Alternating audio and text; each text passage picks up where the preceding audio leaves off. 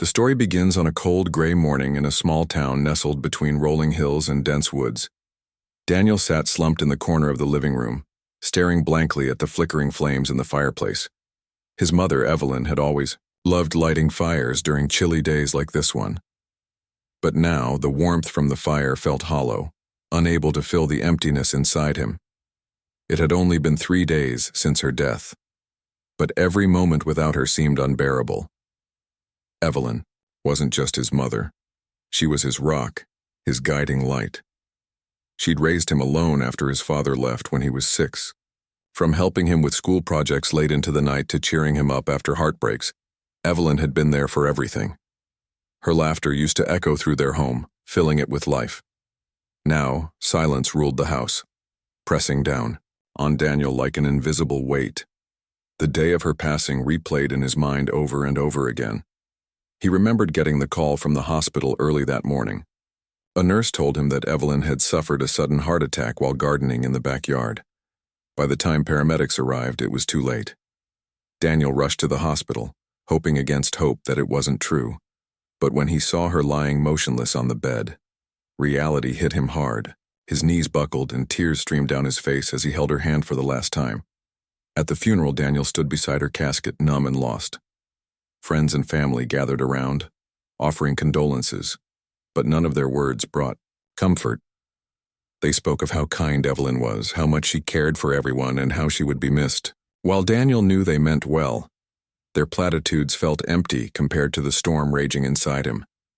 How could someone so full of life simply vanish overnight? Something about her death didn't add up. After the service ended, people slowly dispersed, leaving Daniel alone with his thoughts.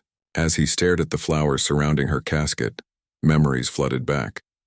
Just 2 weeks ago, Evelyn had called him excitedly to share plans for her upcoming birthday celebration. "I'm thinking we can have a little picnic in the garden," she'd said, her voice brimming with joy. "Just you and me, like old times." Daniel smiled faintly at the memory, but it quickly faded. That picnic would never happen now. Over the next few days, Daniel found himself wandering aimlessly around the house. Every room reminded him of Evelyn, her favorite armchair by the window, the kitchen counter where she baked cookies every Sunday, even the faint scent of lavender perfume lingering in the air. One evening, as he sorted through some boxes in the attic, he came across an old photo album. Flipping through its pages, he paused at a picture of Evelyn holding a young Daniel in her arms. Her smile was radiant, her eyes sparkling with love. For a brief moment, he allowed himself to feel a glimmer of happiness before grief crashed over him once more. Despite everyone telling him to accept her death and move on, Daniel couldn't shake the feeling that something was off. Heart attacks weren't common in someone like Evelyn, who took such good care of herself. She exercised regularly, ate healthy meals, and avoided stress whenever possible. Why would her heart suddenly give out? The more he thought about it, the stronger his doubts grew. One afternoon, Daniel decided to visit the doctor's office where Evelyn had gone for her routine checkups. The receptionist greeted him warmly but looked surprised when he asked to review her medical records. "I'm sorry, sir," she said hesitantly, "but those are confidential unless you have permission from the patient." Daniel explained that Evelyn was his mother and insisted on speaking to the doctor directly. After some reluctance, the physician agreed to meet with him. Dr. Harris, a middle-aged man with graying hair, listened patiently as Daniel expressed his concerns. "Your mother was in excellent health," Dr. Harris assured him, "but she did mention feeling unusually stressed lately. She said she was dealing with some personal issues." Personal issues? Daniel frowned. Evelyn had never mentioned anything troubling her. If anything, she seemed happier than ever recently. What could she have been hiding? As Daniel left the clinic, frustration bubbled within him. No matter how many questions he asked or how much information he sought, answers remained elusive. Back home, he poured himself a cup of coffee and sat at the kitchen table, trying to make sense of everything. That's when he noticed something odd, a piece of paper sticking out slightly from beneath the edge of the tablecloth. Curious, he pulled it free and unfolded it carefully. It was a note written in Evelyn's neat handwriting. If anything happens to me, don't believe what they say. Look closer. Daniel's heart raced as he read the cryptic message over and over again. What did she mean? Was she warning him about something, or was she simply being paranoid? Either way, the note ignited a spark of determination deep within him. If Evelyn thought something was wrong, then he owed it to her to find out the truth. That night, sleep eluded Daniel.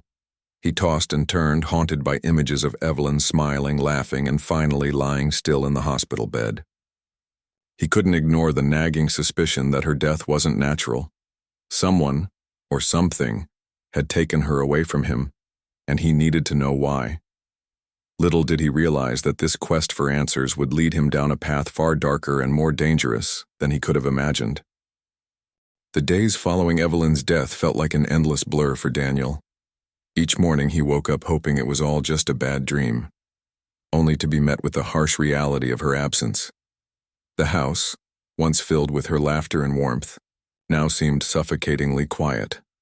Every creak of the floorboards or rustle of leaves outside sounded louder than ever, as if mocking his solitude. But what weighed on him most wasn't just the grief. It was the gnawing feeling that something about her passing didn't make sense. Daniel spent hours each day going through Evelyn's belongings, searching for anything that might explain why she had died so suddenly. He started in the living room where shelves lined the walls, stacked high with books, photo albums, and trinkets she'd collected over the years. As he sifted through these items, memories came flooding back. The way she used to read aloud, to him as a child, her favorite recipes scribbled in the margins of cookbooks, and the tiny porcelain figurines she polished every Sunday afternoon. One evening, while rummaging through a dusty box tucked away in the corner of the attic, Daniel stumbled upon something unexpected, a half-written letter lying on top of a pile of old receipts. The handwriting was unmistakably Evelyn's. His hands trembled as he picked it up and began to read. The letter was addressed to someone named Mr. Carter, though Daniel didn't recognize the name. In it, Evelyn mentioned being concerned about certain activities happening around town, activities involving land deals and construction projects that she believed were unethical.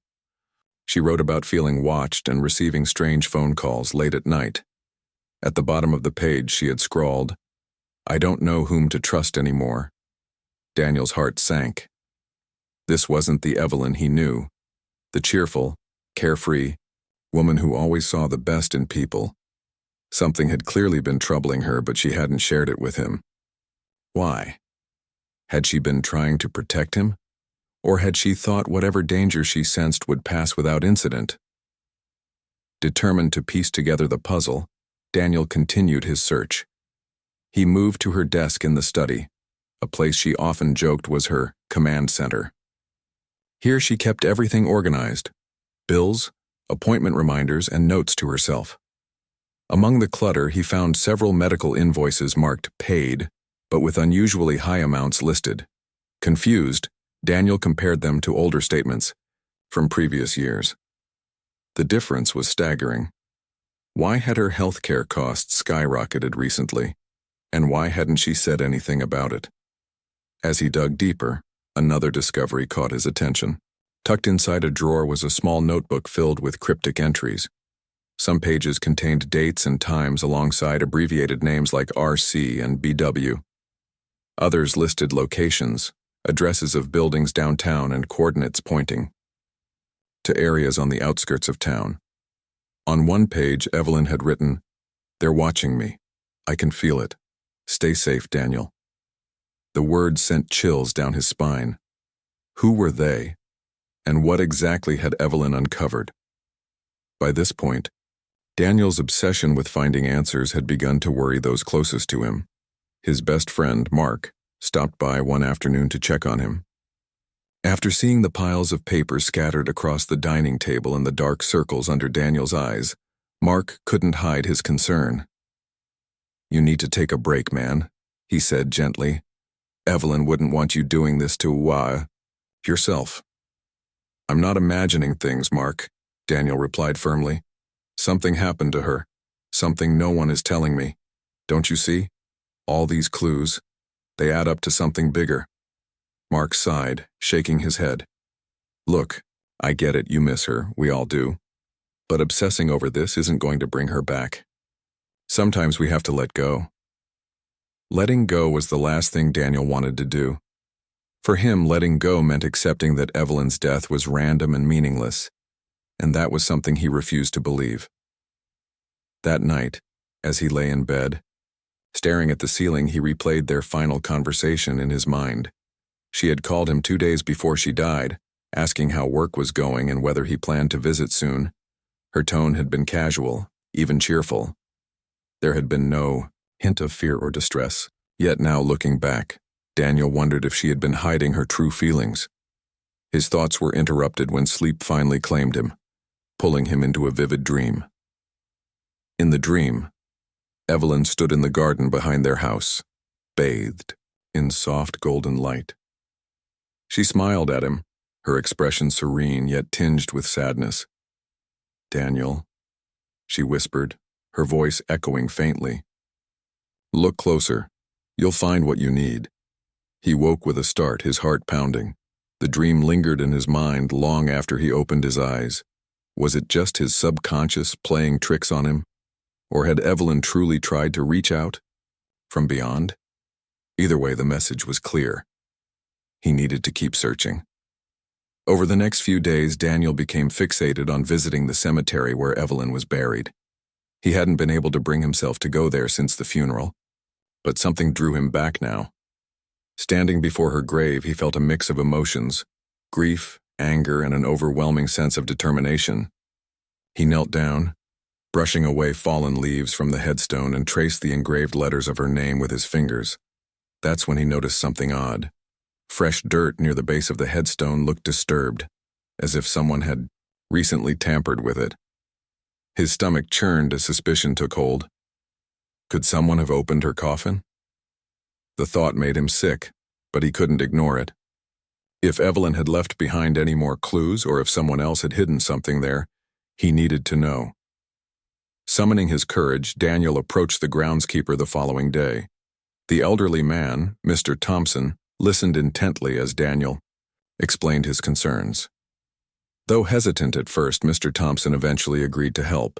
They arranged to meet late at night when the cemetery would be empty and no one could witness what they were about to do. Under the cover of darkness, Daniel and Mr. Thompson worked quietly, using shovels to dig up the soil above Evelyn's coffin. Each scoop of earth felt heavier than the last, guilt and dread weighing heavily on Daniel's shoulders. When they finally reached the casket, Daniel hesitated, his breath catching in his throat. What if opening it revealed nothing? Worse still, what if it confirmed his worst fears? With trembling hands, he pried open the lid, bracing himself for what lay inside. To his relief and horror, he found Evelyn resting peacefully just as she had been laid to rest. But then, nestled beneath her folded hands, he spotted something that made his blood run cold. A folded piece of paper, yellowed with age. Carefully, he unfolded it and began to read. The letter was addressed directly to him. Evelyn's familiar handwriting filled the page, each word etched with urgency and love. "My dearest Daniel," it began, "if you're reading this, then my fears were justified. I've uncovered dangerous truths about powerful people in our town, truths that put me in harm's way. Please promise me you'll stay safe and not pursue this further. But if you must, remember, the truth lies in the details. Trust your instincts." Daniel clutched the letter tightly, tears streaming down his face. His mother had known she was in danger, and she had tried to warn him. Now, armed with her words and driven by a newfound purpose, he vowed to uncover the secrets she had died protecting. Whatever it took, he would honor her memory and ensure that justice prevailed. The discovery of the letter in Evelyn's coffin changed everything for Daniel. It wasn't just a message from his mother.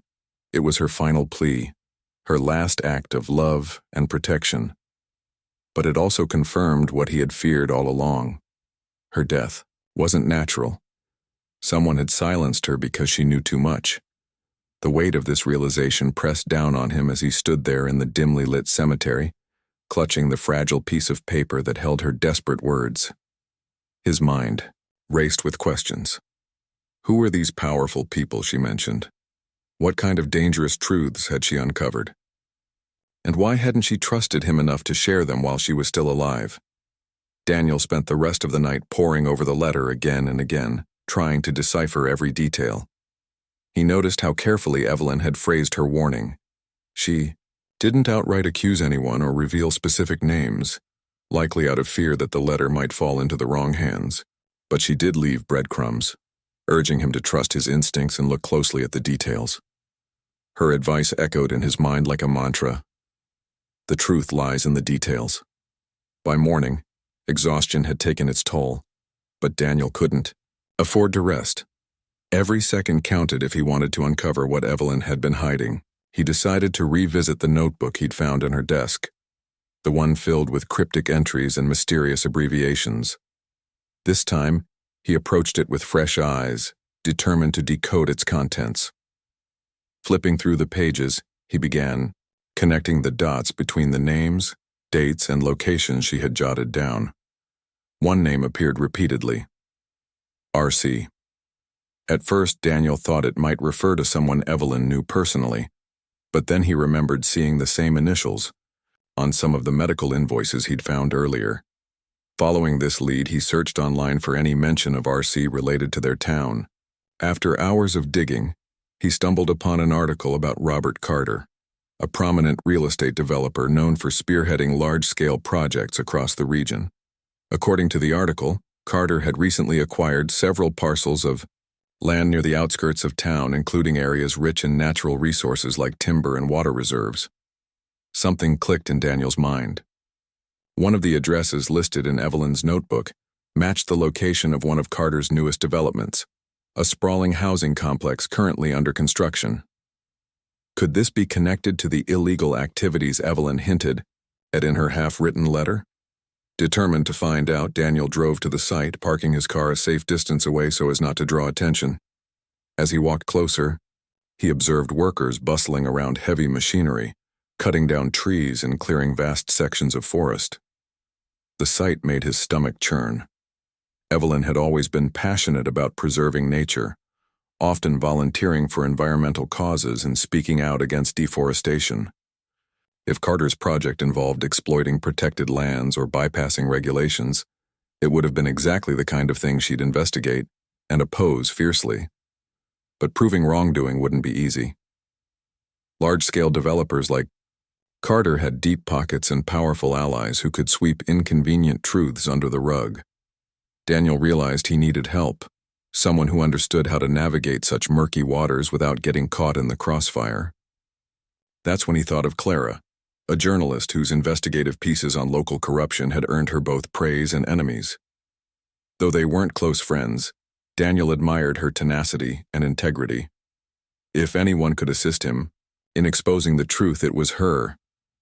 He reached out to Clara cautiously, meeting her at a quiet cafe on the edge of town. Over coffee, he shared Evelyn's story and showed her the letter, the notebook, and the other clues he'd gathered. Clara listened intently, her expression shifting from curiosity to concern as the pieces fell into place. When Daniel finished speaking, she leaned back in her chair, exhaling deeply. "This is big," she said finally. "If what you're saying is true, we're dealing with more than just shady business practices. We're talking about systemic corruption and potentially murder." Her words sent a chill down Daniel's spine, but they also reinforced his resolve. Together they devised a plan. Clara suggested starting with public records, looking for discrepancies in permits, zoning laws, and financial transactions tied to Carter's projects. Meanwhile, Daniel would continue combing through Evelyn's notes, searching for anything else that might point to evidence of wrongdoing. Over the next few days, their investigation gained momentum. Clara accessed municipal databases, filing Freedom of Information Act requests to obtain documents related to Carter's land acquisitions. She discovered that many of the properties he purchased had been sold far below market value, raising suspicions of coercion or bribery. In one instance, a family claimed they had been forced to sell their ancestral land after receiving threats against their safety. Their story bore eerie similarities to Evelyn's situation. Meanwhile, Daniel focused on decoding the rest of her notebook. One entry caught his eye. BW, Blackwater Creek, test results pending. Blackwater Creek was a pristine waterway located near one of Carter's construction sites. Its ecosystem supported countless species of plants and animals, making it a vital part of the local environment. Intrigued, Daniel decided to visit the area himself, hoping to find physical proof of contamination or illegal dumping. When he arrived, the scene was devastating. The once clear waters of Blackwater Creek now ran murky and foul-smelling, littered with debris and chemical runoff. Dead fish floated belly up along the shoreline, and nearby vegetation showed signs of wilting and discoloration. Daniel took photos and collected samples, knowing they could serve as crucial evidence. As he worked, he couldn't help but feel a surge of anger, not just toward Carter and his associates, but toward whoever had allowed this destruction to happen unchecked. Back home, Daniel and Clara compared notes, piecing together a clearer picture of what Evelyn had been fighting against. It seemed Carter's company had been illegally disposing of hazardous waste in protected areas, poisoning the land and water in pursuit of profit. Worse still, they appeared to have bribed officials to turn a blind eye, ensuring their operations continued uninterrupted. Evelyn must have uncovered this scheme during her research, prompting the threats and eventual tragedy that followed. Despite their progress, danger loomed ever closer. Late one evening, as Daniel returned to his car after another trip to the creek, he noticed a shadowy figure watching him from across the street. His heart pounded as he quickly got inside and locked the doors, speeding away before the person could approach. When he told Clara about the encounter, she urged him to be careful. "We're poking a hornet's nest here," she warned. "These people won't hesitate to silence us if they think we're getting too close." Though fear gnawed at him, Daniel refused to back down. He owed it to Evelyn, not just to expose the truth, but to honor the courage he had shown in standing up for what was right. With Clara by his side, he felt a renewed sense of purpose. They were no longer just two individuals seeking answers. They were partners in a mission to bring justice to those who had been wronged. As the days turned into weeks, their efforts began to yield results. Clara managed to track down former employees of Carter's company, some of whom were willing to speak anonymously about unsafe practices and unethical orders. Daniel, meanwhile, analyzed the water samples he'd collected, sending them to a trusted lab for testing. The results confirmed his worst fears: high levels of toxic chemicals far exceeding legal limits. Armed with mounting evidence, Daniel and Clara prepared to take their findings to the authorities. But they knew better than to trust just anyone. Corruption ran deep, and tipping off the wrong person could jeopardize everything they had worked for. Instead, they reached out to an independent investigator recommended by a mutual friend, a retired detective named Harris, known for his unwavering commitment to justice. Harris agreed to review their case, promising to handle it discreetly. The meeting with Harris marked a turning point. As they laid out their evidence, photos, documents, test results, he listened intently, his expression growing grimmer with each revelation. By the end, he nodded solemnly. "This is damning," he said. "Enough to spark a full-blown investigation, if we play our cards right." For the first time since Evelyn's death, Daniel allowed himself a flicker of hope. Justice might still be within reach. But even as optimism swelled in his chest, he knew the hardest battles lay ahead. Exposing corruption came with risks, and those responsible wouldn't go down without a fight. Still, he clung to his mother's words. "Trust your instincts." And for the first time in months, he truly believed he was doing exactly that. With Harris on board, Daniel and Clara felt a renewed sense of purpose. The retired detective's experience and connections gave their investigation a much-needed boost, but it also meant they had to work faster and smarter. Time was not on their side, and the stakes were higher than ever. Every step forward brought them closer to uncovering the truth, but it also put them squarely in the crosshairs of powerful people who would stop at nothing to protect their secrets. Harris wasted no time diving into the case. He began by reviewing all the evidence Daniel and Clara had gathered so far. Evelyn's cryptic notebook entries, The toxic water samples from Blackwater Creek, the suspiciously low property sale prices tied to Carter's developments, and testimonies from former employees willing to speak out. Each piece of the puzzle painted a clearer picture of corruption that went far beyond one man or one company. It was systemic, involving layers of complicity that stretched across local government offices, law enforcement agencies, and even environmental regulators. As Harris worked behind the scenes, Daniel and Clara focused on gathering more concrete proof. They knew that exposing such a massive conspiracy required undeniable evidence, something irrefutable that no amount of legal maneuvering or political pressure could sweep under the rug. Their next target was financial records. If Carter's operation was as corrupt as they suspected, there would be trails of money leading back to bribes, kickbacks, and illegal transactions. But accessing those records wasn't going to be easy. Clara suggested reaching out to an old contact of hers, a whistleblower named Greg, who had once worked as an accountant for a major corporation involved in similar scandals. Though hesitant, at first Greg eventually agreed to meet them discreetly in a quiet diner outside town.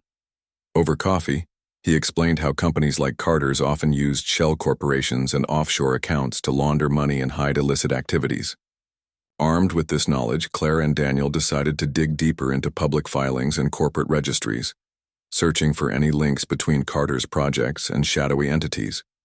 Their efforts paid off when they discovered a pattern. Several of the properties Carter purchased were funneled through obscure companies registered in foreign countries.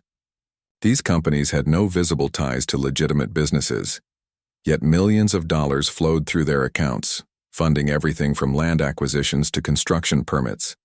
It was a classic case of money laundering, designed to mask the true source and intent of the funds. While Clara tackled the financial angle, Daniel revisited Evelyn's notes, hoping to find additional leads. One entry stood out. B.W. Trout, Blackwater Creek, test results pending. He remembered collecting water samples weeks earlier, but Harris advised waiting until they had more comprehensive data before presenting it. So Daniel decided to return to the creek, this time accompanied by Clara, to gather additional evidence. The scene at Blackwater Creek hadn't improved since his last visit. In fact, it had gotten worse. Dead fish now carpeted large sections of the shoreline, and the stench of chemicals hung heavy in the air. As they documented the damage, Daniel noticed something unusual. A series of pipes jutting out from the ground near the edge of the water. They looked new, almost deliberately, hidden among the overgrown vegetation. Curious, he followed the pipes upstream, where they disappeared into the forest. Peering through the dense foliage, Daniel spotted a makeshift facility tucked away in a clearing. Large tanks stood beside industrial machinery, and workers in hazmat suits moved about, transferring barrels of liquid into trucks. The setup reeked of illegality. Without hesitation, Daniel pulled out his phone and started recording, capturing every detail of the operation. Just as he zoomed in on a label affixed to one of the barrels, a voice barked behind him. "What do you think you're doing?" Daniel froze, his heart hammering in his chest. Turning slowly, he saw two men approaching, one holding a clipboard, the other gripping what looked like a crowbar. Before they could react further, Clara stepped forward, her tone calm but firm. "We're journalists conducting an investigation," she said, flashing her press credentials. "This area is supposed to be protected land. Care to explain why hazardous materials are being dumped here?" The men exchanged uneasy glances, clearly unprepared for this kind of confrontation. After a tense moment, the one with the clipboard muttered something about needing authorization and quickly ushered his partner away. Daniel and Clara didn't wait around to see if reinforcements arrived. They retreated to their car, adrenaline coursing through their veins as they sped back to safety. That night, they reviewed the footage Daniel had captured. The labels on the barrels confirmed their worst fears: highly toxic chemicals banned for use in residential areas. This wasn't just negligence. It was deliberate contamination, carried out to cut costs and maximize profits. Combined with the financial records and employee testimonies, they now had a damning dossier capable of bringing down Carter's empire. But before they could act, disaster struck. Early one morning, Daniel woke up to find his front door wide open, the lock broken. Inside, chaos reigned. Drawers had been emptied, furniture overturned, and papers scattered everywhere. His laptop was gone, along with the external hard drive, containing copies of their evidence. Panic surged through him as he called Clara, who rushed over immediately. Together they assessed the damage, realizing this wasn't random vandalism. It was a calculated attack meant to intimidate them. "This changes nothing," Clara said firmly as they cleaned up the mess. "If anything, it proves we're on to something big. We need to move faster." They relocated their operations to a secure location, an abandoned cabin deep in the woods owned by one of Clara's relatives. There, they regrouped with Harris, who had been quietly building alliances with trusted colleagues in law enforcement and media outlets. With his help, they devised a plan to release their findings strategically, ensuring maximum impact while minimizing risk. On the day of the reveal, Clara published an explosive exposé detailing the corruption surrounding Carter's projects. The article included video footage from Blackwater Creek, financial records exposing fraudulent transactions, and first-hand accounts from whistleblowers. Within hours, the story went viral, sparking outrage across the community. Protesters gathered outside Carter's headquarters demanding accountability, while environmental groups filed lawsuits against his company for violating conservation laws. The fallout was swift. Local officials launched investigations into Carter's dealings, seizing documents and freezing assets. Several high-ranking bureaucrats implicated in the scandal resigned amid mounting pressure. Even national news outlets picked up the story, amplifying its reach and putting even more heat on those involved. For Daniel, watching the domino effect unfold was both satisfying and bittersweet. He felt a surge of pride knowing that Evelyn's courage had inspired him to fight for justice, but he couldn't escape the ache of her absence. She should have been there to witness this victory, to see the truth come to light, and the guilty held accountable. Still, he took comfort in knowing that her legacy lived on through his actions. One evening, as the dust began to settle, Daniel returned to the cemetery where Evelyn was buried. Standing before her grave, he placed a single white rose atop the headstone. "We did it, Mom," he whispered, his voice choked with emotion. "You were right about everything, and I promise, I won't let anyone forget what you stood for." As he walked away, the sun dipped below the horizon, casting a golden glow over the landscape. For the first time in months, Daniel felt a flicker of peace. The road ahead would still be long, filled with challenges and uncertainties, but he knew one thing for certain. Evelyn's voice had been heard, and her fight would continue to echo in the hearts of those who believed in doing what was right. The aftermath of Clara's exposé sent shockwaves through the small town and beyond. What had once been a quiet, unassuming community was now at the center of a national scandal. The story dominated headlines, with journalists from major news outlets descending on the area to dig deeper into the web of corruption surrounding Robert Carter and his company. For Daniel, this sudden attention brought both relief and unease. On one hand, he felt vindicated. His mother's suspicions were proven true, and the people responsible for her death were finally being held accountable. On the other hand, the spotlight made him a target, and the threats against him grew more brazen. It started subtly. First, there were anonymous phone calls in the middle of the night. Static-filled lines with no voice on the other end, just enough to keep him awake and on edge. Then came the vandalism. One morning, Daniel found his car tires slashed in the driveway. A few days later, someone spray-painted "Stop Digging" across the front door of the cabin where he and Clara had been working. Each incident served as a reminder that the fight wasn't over, not by a long shot. Clara, too, faced backlash. Her article had earned her praise from some quarters, but it also drew the ire of powerful figures who sought to discredit her work. Online trolls flooded her social media accounts with hateful comments, accusing her of fabricating evidence or pursuing a personal vendetta. Even her editor received pressure from higher-ups to distance the publication from the story, though Clara refused to back down. "If we stop now," she told Daniel during one heated conversation, "they win, and your mom deserves better than that." Determined to stay ahead of their enemies, Daniel and Clara worked tirelessly to gather even more evidence. Harris, the IDR retired detective, became an invaluable ally, using his connections to secure court orders for documents and interviews that would otherwise have remained inaccessible. Together, they uncovered a trail of deceit that stretched further than they initially imagined.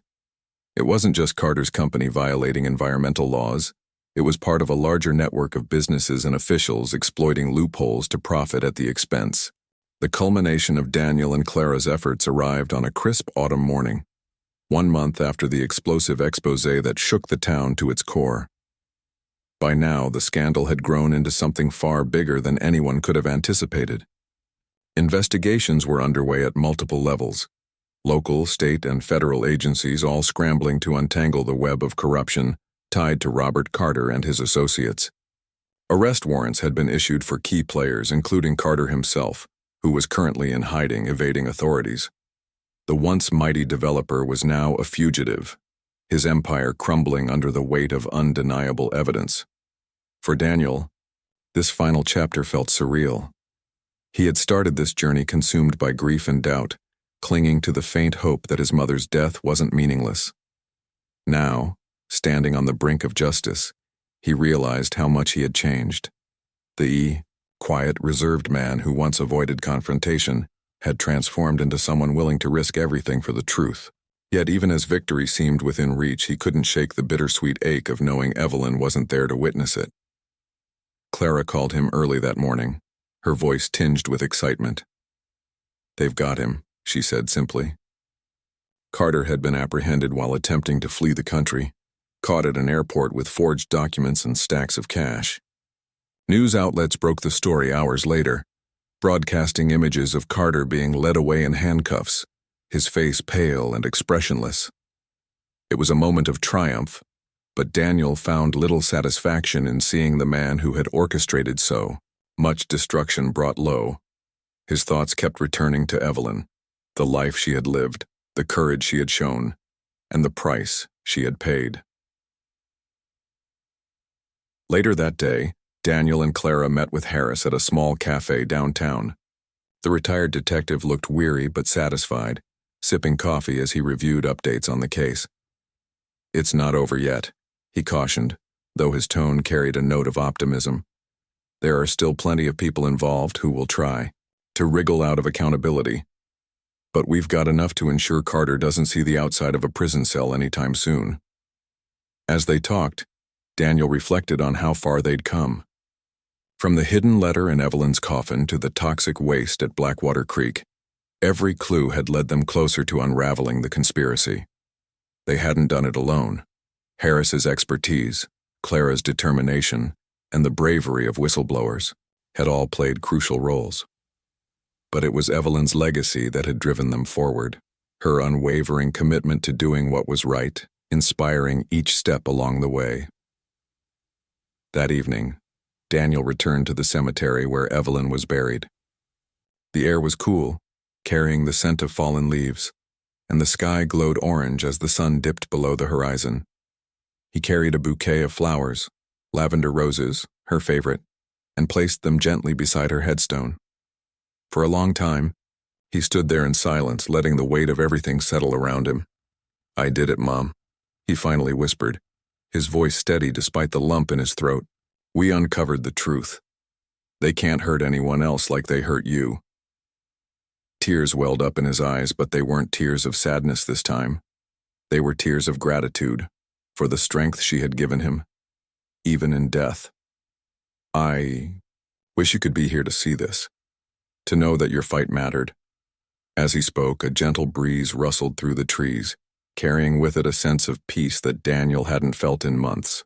He imagined Evelyn smiling down at him, proud of the son she had raised to stand up for what was right. In that moment, he allowed himself to let go, not of her memory, but of the anger and pain that had consumed him since her passing. She had taught him resilience, compassion, and the importance of fighting for justice, lessons he would carry with him for the rest of his life. Over the following weeks, the town began to heal. Environmental cleanup efforts were launched at Blackwater Creek and other affected areas, Funded partly by seized assets from Carter's company, local officials vowed to implement stricter regulations to prevent similar abuses in the future. Protesters who had rallied behind Daniel and Clara's cause celebrated their hard-won victory, though many acknowledged that the scars left by years of exploitation would take time to fade. Daniel threw himself into rebuilding his life, finding solace in small everyday moments. He reconnected with old friends, joined community groups focused on environmental conservation, and even started volunteering at a local shelter, a place Evelyn had often supported during her lifetime. Slowly but surely, he rediscovered joy in living, channeling his energy toward creating positive change rather than dwelling on loss. One afternoon, Clara stopped by his house unannounced, holding 2 steaming cups of coffee. "Thought you might need a break," she said with a grin, handing him one of the mugs. They sat together on the porch, watching the golden light of late afternoon bathe the world in warmth. For the first time in months, Daniel felt truly at ease.